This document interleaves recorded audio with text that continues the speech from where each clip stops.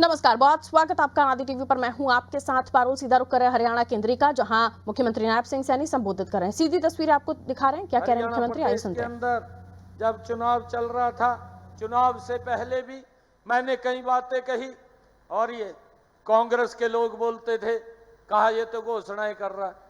मैंने कहा था मैं घोषणाएं नहीं कर रहा हूं, मैंने जो शब्द बोले हैं उसको इंप्लीमेंट कर रहा हूं।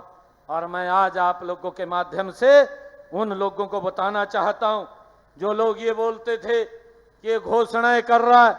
भाइयों, हमने कहा था, ये लोग तो जो कहते थे कि हम युवाओं को रोजगार देंगे, हिस्से के अनुसार देंगे, भाइयों ये लोग जो युवाओं की बात करते थे, भाइयों जब मैंने 12 मार्च को जिम्मेवारी ली थी, मैंने कहा था 50,000 युवाओं को मैं नौकरी दूंगा। मैंने 15,000 युवाओं को ज्वाइनिंग लेटर बिना पर्ची बिना खर्ची के दिया और आगे भी लगातार रिजल्ट निकल रहे थे। यही वो कांग्रेस के लोग थे जो युवाओं के विरोधी थे।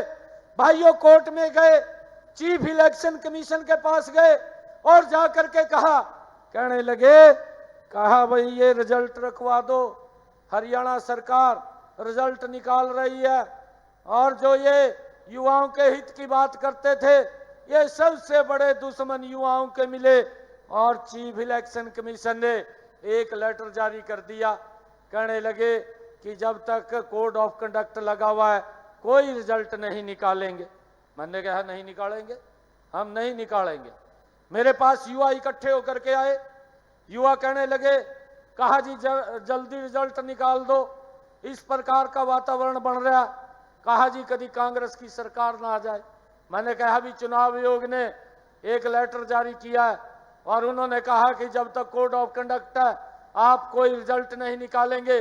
परंतु मैं आप लोगों के बीच में एक संकल्प लेता हूं, मेरे पास काफी संख्या में युवा है, उनके बीच में मैंने खड़े होकर के कहा कि मैं शपथ तब लूंगा हरियाणा प्रदेश के 24,000 बच्चों को बिना पर्ची बिना खर्ची के हरियाणा सरकार में ज्वाइनिंग दूंगा, तब मैं अपनी ज्वाइनिंग लूंगा। और भाइयों, जो हमने शब्द कहा था, ये तो लोग कहते थे, कहा ये तो घोषणाएं कर रहा। आपने भी देखा, आपके बेटे भाई ने ज्वाइनिंग बाद में ली। पहले मेरे हरियाणा प्रदेश के ये इतिहास में पहली बार हुआ है, एक गरीब परिवार का बेटा बिना पर्ची बिना खर्ची के 24,000 युवाओं को हमने पहले ज्वाइनिंग लेटर दिया, फिर आपके बेटे भाई ने ज्वाइनिंग लिया है। भाइयों, जो हमने कहा था उसको पूरा किया है। मुझे खुशी है कि ये लगातार दुष्प्रचार करते रहते हैं। मैं आज आप लोगों के बीच में बताना चाहता हूं, कांग्रेस ने तो आज तक इसके ऊपर सोचा भी नहीं है।